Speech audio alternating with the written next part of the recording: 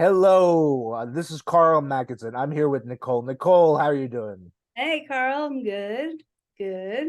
Nicole, who are you? Complicated question. Who am I? So I am a licensed clinical social worker by trade. Um, which is like, I guess, a large part of my identity. If someone was to ask me who I am, I was like, well, I'm a therapist Yeah. and I do a lot of work in mental health and social justice and um recently just moved, so I am readjusting to a whole new part of this country. So Which is you're originally a Jersey girl. I'm originally a Jersey girl, born and raised Jersey girl. Um, Went to Rutgers, so Yeah. really hardcore Jersey girl. Um, and then took some time off, you Yeah. know, to figure some stuff out. Lived in Florida for a bit, went back, got my master's at Columbia in the city in 2008. Ooh, that Is that feels like when you started or when you graduated? that's when I started at Okay. Columbia. So I moved to the city. I moved to Harlem in 2008, and I lived there till like 2 months ago. So that's a good 15 years 15 years. Yep. in And Harlem. yeah, and just in Harlem in New York. I never lived anywhere else. Just like two different apartments my entire time there. I only moved Wow. twice.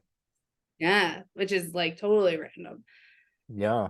Never hear that. So yeah, I was a social worker, and we can talk about that for days, but and worked my way up. I worked in nonprofit, worked for the VA, and I worked for the city of New York. I worked for Department of Health during COVID Yeah. and got my clinical license and then started working private practice. And then that's what I'm doing now. So you see everybody remotely now. Everyone's telehealth, right? And I'm licensed in several states, so I can see people wherever they live. Yeah. So I do everything video and I can be anywhere, but everyone where I provide services, I have to be licensed in that state. Okay. Um, so you moved from New York to Las Vegas. Yes. And so how long ago was that? When did you get to Vegas? So I got to Vegas technically like May 8th. So right in the beginning of May. So it's Yeah. been really only like wow, it's really only been like 2 months. Yeah. I left the city April 27th and Yeah. I've been here since. And I drove out here on my own, which was took a week, which was really fun. Yeah, I bet you got to see the country. Yeah, I mean, I've literally walked from being in Harlem all the way through the Midwest and through the Rockies and made it out to Vegas, which is pretty crazy to think about when you think about the difference from one side to the other and then what's in the middle. Yeah, exactly. So I was going to ask if on that trip, if you encountered any like regional differences between people. Yeah. So I chose being a woman by herself driving. That like you Yeah. have to be smart. I mean, I've done a lot of traveling solo before and did a cross country road trip right after college, pre like iPhones. Um, but you can't, you have to be smart. So all the places I stayed, I made sure were kind of like city, college town. Yeah. Also because in the middle of the country, there's a lot of different viewpoints. And so you want to make sure you're in a space that you feel safe in. So, Yeah. but I talked to a lot of really cool people. I stayed in Iowa City, Iowa, which was like really cool. Manhattan, Kansas, I stayed outside of Boulder. I stayed in Moab, Utah. Um, and the countryside, the people I talked to, interested, like everyone is just like really nice and interested when they hear like what you're doing. Yeah. I never ran into like anything that was controversial in terms of direct conversation with me. However, driving through the countryside, you see controversial things. Yeah. Like what? like flags. You Yeah. have some Confederate flags. You got some big Trump waving stuff. A little Go Brandon. Yeah. Um, Probably Blue Lives Matter also. yes, and then at the same time in Iowa City, I saw a huge George Floyd mural, and I saw in every restaurant in my hotel that like all genders, races were welcome, and it was very, very, very liberal and like welcoming and open. So you really can kind of like run the gamut even in one state. Yeah. Interestingly enough, Iowa too, which we all know is a pretty big important state when we talk about politics and election. Yeah, that's definitely true. How do you find the people in Las Vegas? Are they more on the liberal side, or are they, because it's a city, but Yeah, it's not exactly in the South, like the traditional South is more from the Midwest to the East. right. It's more of that like Southwest vibe, which is like desert, Hmm. and you're getting close to California. Yeah. So what's the vibe in Las Vegas?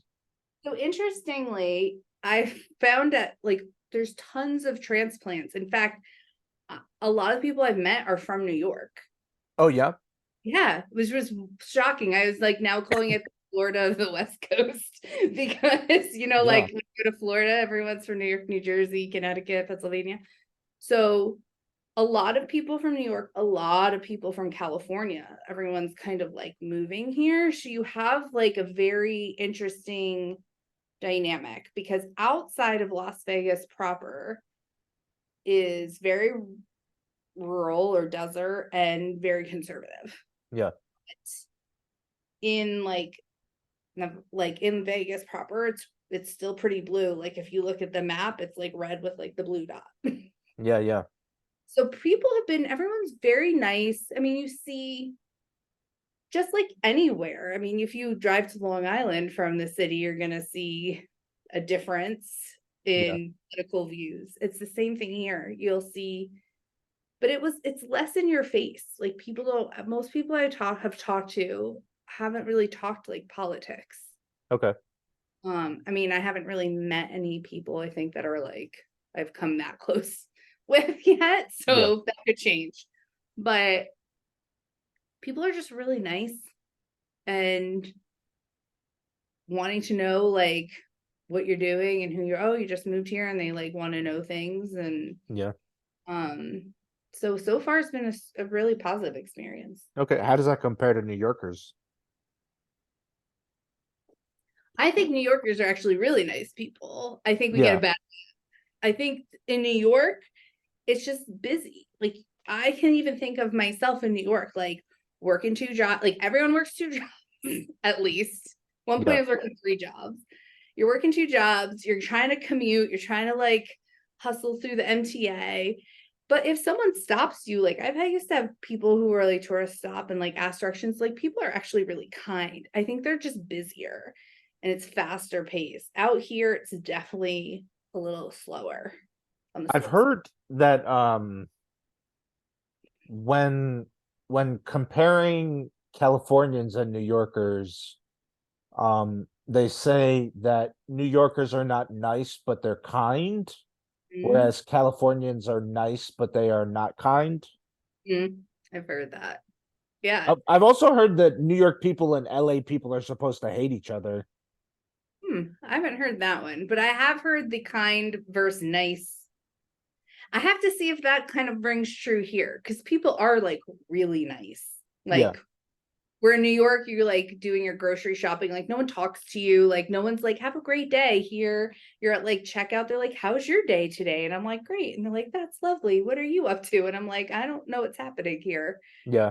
I cold cuts, but we're gonna have this discussion. Yeah. So it is like, but people are really, but it is slower. I still haven't figured out the full vibe yet. It's very outdoor oriented. Okay. So where I am, I'm in like Summerlin, which is like west of downtown, the strip proper, right? Yeah. And Red Rock Canyon's there, Mount Charleston. You're like a 4.5 hour drive to LA. You're like 4 hours to Yosemite. Like people are off-roading. they hike. People are really big into the outdoors here. Yeah. So it is different in that respect. Like people like to travel out and see things when Okay. they're here. Well, you would, I mean, you'd get in the New York area, you'd get people who would go out to like Jersey or Pennsylvania because Right. maybe they want to hike the Appalachian Trail or they want to canoe the Delaware. Like I talked with Jim last week and Okay. he was telling me about his yearly canoe trip. Oh yeah, down in Delaware, in Yeah. in like trying to relive our childhood at camp. Yeah, exactly. So this is a good so It's a how good do we know each segue. other? It's this it's sort of a repeat. We don't have to rehash everything about Yeah, camp because Jim and I talked about it a little bit, I'm sure. but we met at camp Yeah. over 25 years ago, Oh yeah, at least. maybe closer to 30. Yeah, because I don't even want to say how old I am on this, but Yeah, you it's don't have to. definitely. I went. So let's put this way. I think I started going to camp when I was like 10, Yeah. and that was 30 plus years ago. Yeah. So yeah, so 30 years. I mean, that's when we all like kind of got to know each other. Yeah. It was camp was really interesting. The only thing I'll bring up that we could maybe rehash a little bit that Jim and I talked about was how camp kind of it seems like people who went to camp have this natural inclination towards service, Mm, yeah. like whether that's Sean in the military or Jim in education or you as a social worker or me with like energy and environmental issues. There's this concept of serving something greater. Yeah. It's funny because I feel like for me going to camp, like I grew up in a pretty sheltered, very, middle class, white environment. And I was exposed to a lot of camp. I always knew like I wanted to go into some kind of helping service. I wasn't sure what it was. Like it was Yeah. just, and then when you go to camp and you meet people and you're just like in this like kind of safe place where all these different types of people from all different backgrounds can be the same Yeah. and you can learn about it in that way. I think it just shifts your view of the world. You recognize how, no matter where you grew up, like how big the world is and like how many different things you can do. Yeah. And I knew before I graduated high school I was gonna be a social worker. Oh Like, yeah. yeah, I always knew I wanted to be a lawyer. I wanted to be a first female president. I like nixed those real quick. Very ambitious when I was like 10, but it was like that is not where I'm going. But social work, I think when I became a counselor was like the solidifying like camp counselor and like working with different kids and Yeah. like responsible and coordinating with different systems sometimes was I was like, oh, I want to do this. This Yeah, is that's my interesting. people are my thing. What did you study in undergrad? Social work. Oh yeah, So is there I have there was a yeah, major?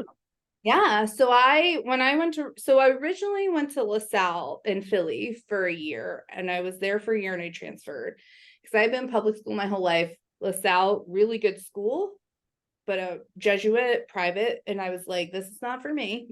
Yeah. This and I transferred Rutgers, and there were other reasons. You're young, boyfriends, things like that. You Yeah. make decisions, but it was the best decision. And when I went to Rutgers, you actually have to apply to their social work program your sophomore year so that you can be in their program junior, senior year. So just because you get into Rutgers doesn't mean you get into their social work program. That's interesting. Yeah. And so I think there was like only like 20 of us. And Wow. so they only take a small amount and you intern and you get your BSW. So I had my BSW and then worked and did things and went back and got my MSW. So that's what I've done my whole life. My whole life. And how did you find the educational experience of all the places you've been to between LaSalle, Rutgers, Columbia? You know, I really loved Rutgers. I thought, like, for me, I mean, it's a big school. You get a different kind of vibe because it's a college like campus, Yeah. but it's really big. In fact, Jim and I were at Rutgers same time. I used to like hang out with Jim. Oh yeah. I used to like go hang with him when he lived in like on like the other side of New Brunswick. But um I liked it because there was a lot of like autonomy. It was big. There was a lot of different opportunities. When I went to Columbia, I was just in a different part of my life. And I think I was so excited to get accepted to an Ivy League school, which had Yeah.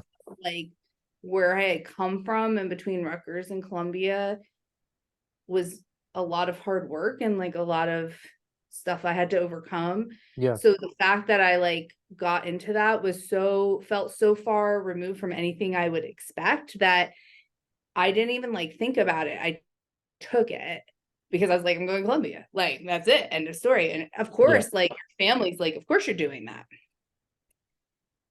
But it was a different experience than Rutgers. It was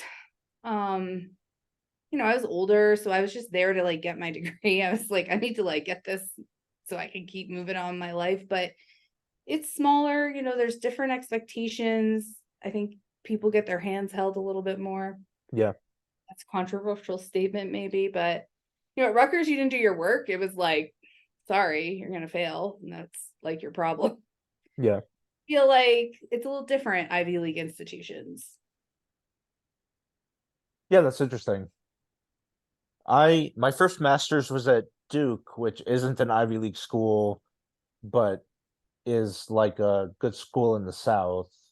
Right.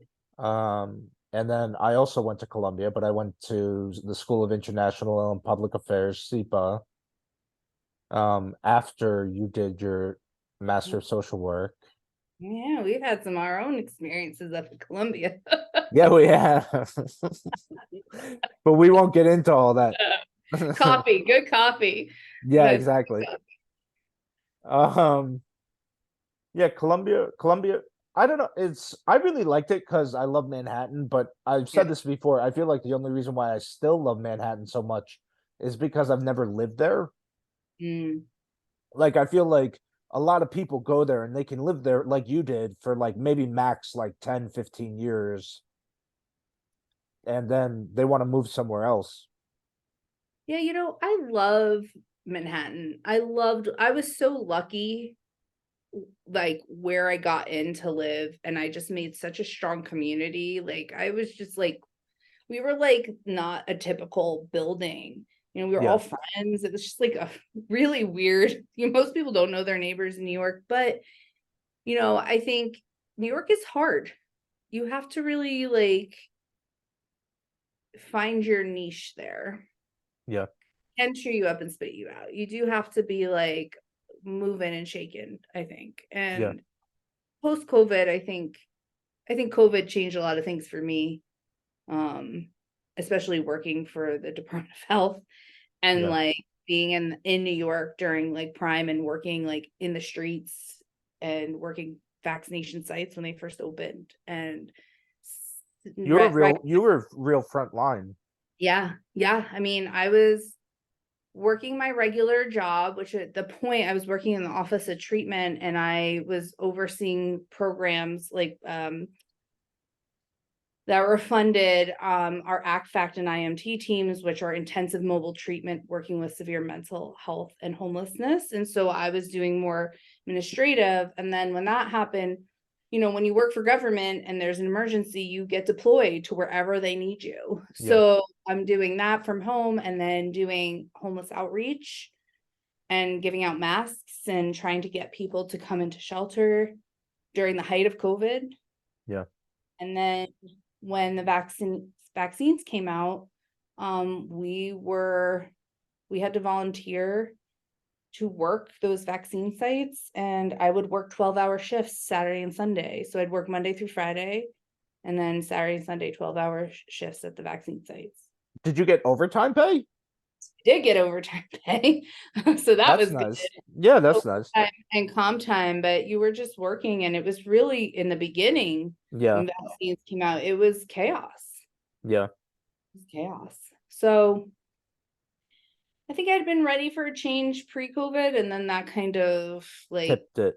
side for me. Yeah, that's interesting. See, to me, New York is this my favorite documentary is the PBS New York documentary that's like 8 parts long. Each part is 2 hours. Mm. And in the first one, they go into how New York was originally New Amsterdam Mm. and how the Dutch founded it as a trading colony, and that mentality, even after the English took it from the Dutch, that mentality has pervaded that like obsession with commerce and creativity and entrepreneurship and the hustle. It's all about the hustle. And there are physical things too, like you have the houses right next to each other, like in Amsterdam. Originally, when it was just the colony was only below Wall Street, there were canals and things, and it was a lot like Amsterdam. That's why Mhm. a lot of the Dutch names persist. Like Harlem is a Dutch name. Bronx was named. I don't know if he was a Dutch or a German, but it was named after a guy who had basically an estate up there. Is Brooklyn a Dutch name? It might be. I'm not sure. I think there's certain parts of Brooklyn that like are, named, you know, that I think are still Dutch, and Yeah, Queens too. Yeah, because Harlem, right outside of Amsterdam in Netherlands, you have Harlem. It's like an hour train ride. You can go to Harlem in the Netherlands. yeah, exactly. Yeah, New York is a really cool place. But you're happy to be out of it. I'm happy. I think it's important to challenge yourself. Yeah, I got I could have easily, I mean, I was again in a good situation, a good job. I had a good apartment. I had that, rent stabilized apartment, and had everything was nothing was bad, right? Like nothing was bad in New York. I think it was just, sometimes you ask yourself that question, like, is this it? Like, is this it? yeah, I'm in my 40s. I don't like disclose the age, right? I'm in my 40s, and like I'm lucky again that I'm in a position in my career where it like offers me the opportunity to like see different places if I want to. yeah. Um, You and I can think live. You can live literally anywhere, I can, yeah. I can live anywhere as long as there's internet. and you can. That means also you can travel anywhere. Mhm. Yeah. I It's mean, you really, might be keeping some funky hours if you're like in Hawaii or something, but I mean, I you keep could. funky hours now because I'm still on East Coast time. So I start work at like 6, 7 a.m. over here. Yeah. What time do you wake up? Like 5. Oh my God, I could I never. know that's like your nightmare. I know. But then when do you go to bed at like 8 or 9? 9 or 10, because remember I work from home, so like getting up at 5 Yeah, is like I don't have to commute, I don't have to like pack a lunch, I don't have to like I literally like roll out, go have some coffee, watch the news, get dressed, yeah, and I make my schedule. So sometimes like I'll have a couple sessions in the morning, then I'll get a break, so then if I need to go and like do some other stuff. The other nice thing about here is, when I was working in New York, I would be done at like 8 p.m. yeah, Here I'm done at 5. So yeah. I still have like hours in my day to like go out and do things. And How do you it's feel? How do you feel about this like rollback of flexible in-person requirements? Like during COVID, everybody was like remote work, and now people are saying like you got to be 3 days in the office. Do you think being in a physical place is a good thing with other people, or do you think the benefits of remote work outweigh that? so I have my personal opinion, and then I have like my professional insight. So my personal opinion is, if the work is getting done and the person is saying, hey, this is like works for me, I don't know why it's such a big deal. Like, we both know why. Like, it's all about money. It's always about money. So like, Yeah. it's about that, right? Interestingly enough, obviously, as a therapist, like post-COVID, a lot of people were seeking mental health treatment, had Yeah. increased anxiety, people lost people, they were home alone for a year. And I think what happened was a lot of people who would have never had the opportunity to try what work from home meant, got this opportunity, and you learn something about yourself, right? You either learn, oh, this, like, my quality of life is better. Like, I can shift, I can do things, I have like more autonomy.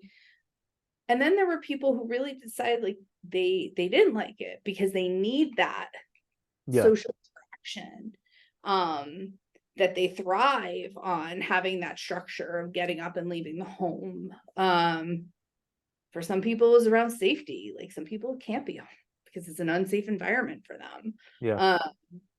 So I think that it is a little hard to see that this conversation is coming from a top Yeah. down, Yeah. and not like having conversations with people around, and really real conversations about what it is about remote work or not remote work that like makes them tick and makes them better employees.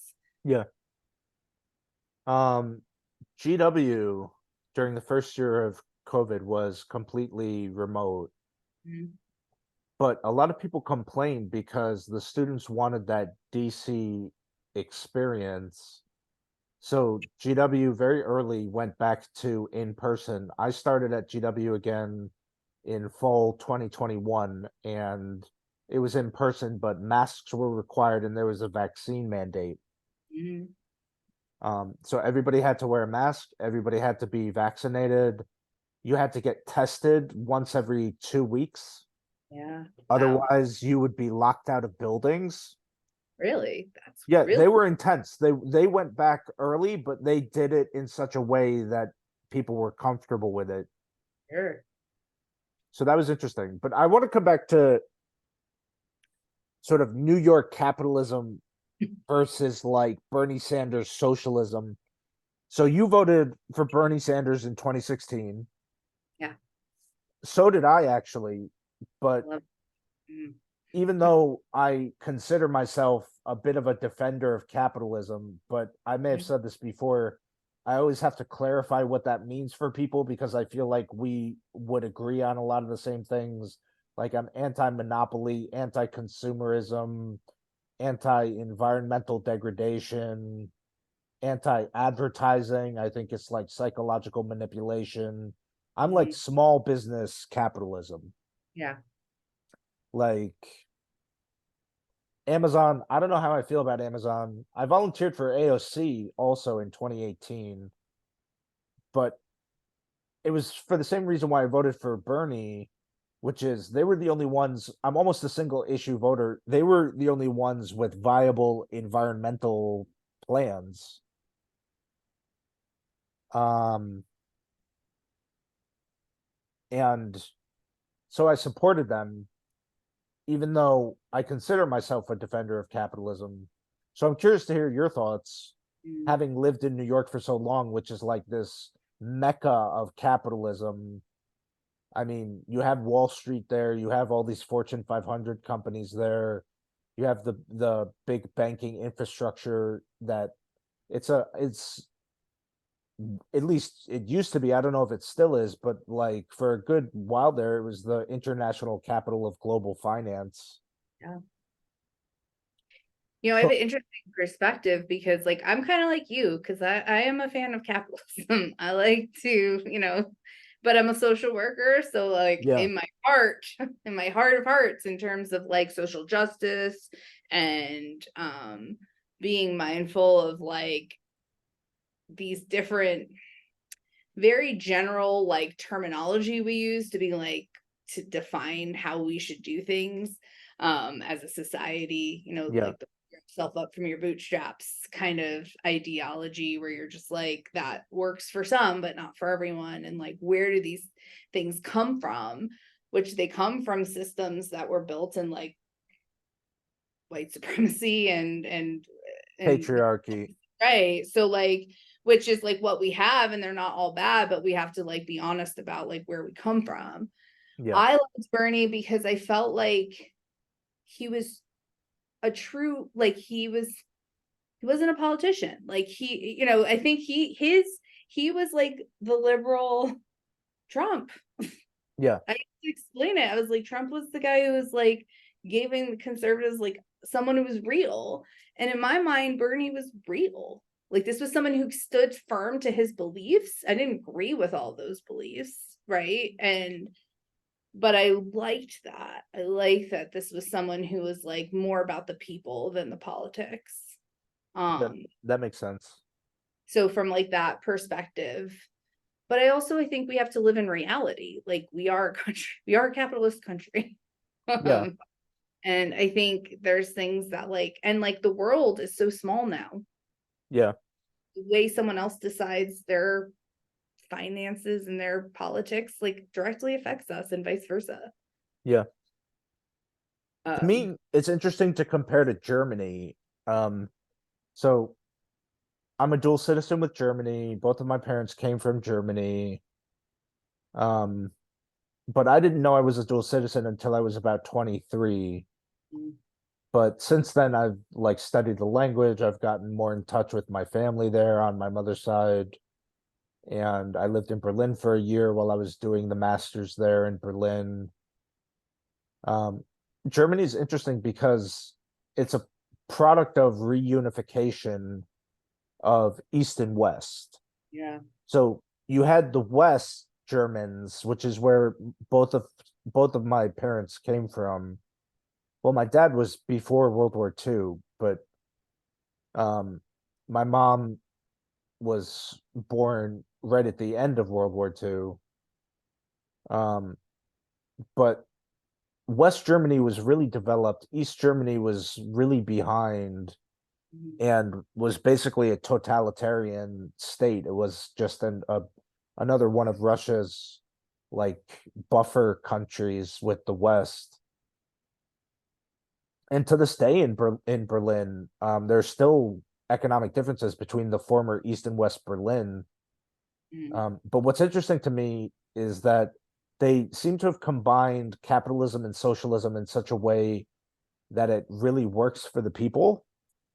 Yeah. They have they have a strong capitalist system. They're very export driven. They have a lot of exports, but they also have all of these social programs, like not just universal health care, but like 20 to 25 vacation days a year, paid parental leave for both parents for like each one gets a year or more.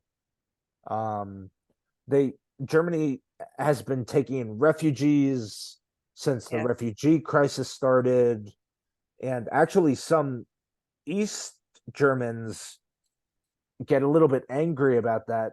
They feel like Germany has done more for these migrants than Germany has done for the former East German citizens. I think Germany is just trying to reestablish itself as like a caring global player and part of the EU. But it's interesting to compare their response to the migrant crisis to the US's response to the migrant crisis. Now you're in Las Vegas. Do you see that? Which way did you drive to Las Vegas? Through the north or through the south? Drove right through the middle. I drove through like Iowa, Kansas, Nebraska, Colorado, Utah. So like middle south, like Okay. right. I haven't been here long enough to know like the feeling, but clearly there's a lot of migrant workers out here and there's a lot of farms like not that far, Yeah. so and you're not that far from the border, Yeah. it's drivable. Um so I'm gonna have to like see where that lands. It's interesting what you said about Germany too, because like I wonder, do you think like if we focus more on internal like manufacturing and exporting, that like that would shift people to being more open to like social programs, where like, because like the jobs have shifted here so much and people feel Yeah. like there's no employment for them that's like viable. Yeah. um, but it seems like that, I mean, I don't know enough about Germany to know that, but from what you're saying, that's like a big difference for Well, us. I was the reason why I supported AOC and also Bernie was for the Green New Deal. Yeah. And Biden got some of that stuff passed in the infrastructure bill. I mean, that's the largest commitment America has ever made to green infrastructure. So I think that'll be a lot of good paying jobs. Mhm. I think fixing infrastructure and developing the new infrastructure of the 21st century, like broadband, charging stations, wind and solar, Mhm. like all that stuff. That's money that the government is paying people or they're facilitating private companies to do the work. So they're taking it from the taxpayer, but it's getting reinvested in the country. And I don't know what the multiple is, but that money comes back like Oh, in the way the economy just functions. yeah. So I think that could bridge the gap for a while. I think we, if not have already, we are more and more moving to just a intellectual economy where it's all about ideas, also entertainment. I mean, I would have no problem with America already does this. And to me, it's interesting. It's a good example of soft power versus hard power. But the way America exports culture around the world, Mm. like when I was in Berlin, there would be it was mainly other Europeans. There were some South Americans, a few from other places, but sometimes in class they would like rail against US foreign policy, but they would go home and listen to US hip hop or watch Friends, and they wouldn't think twice about that. True. So I think the US could start with infrastructure and then I think it could move to a knowledge economy where it exports things. I mean, that's the thing about the economy. It's basically boundless. It's not a physical thing only. True. It's you can make the economy anything that you can conceive of. Yeah. And it's a interesting, like, even with, I know we're like hang time, but I think like in terms of like the work I do and like mental health care and working, helping people figure out like what it is that's like their purpose and helping them, and like how can that be used in a way that is like positive instead of it being so much, identified as this like Yeah. stigma Yeah. attached. Because It's there's, this is like about to end. I know. Do you have any final thoughts? Well, I mean, I think we could go on for hours, to be honest. I mean, we Yeah. have gone on for hours with these things, but yeah, I think it's just, I would be interested to come back to show as I learn more about this side of the country and like the differences. We do a follow up. Yeah. That sounds good. Yeah, I like that. Okay, Awesome. cool. Well, then we'll leave it there and stop before it cuts us off. All right, Carl, sounds good. Thanks so much.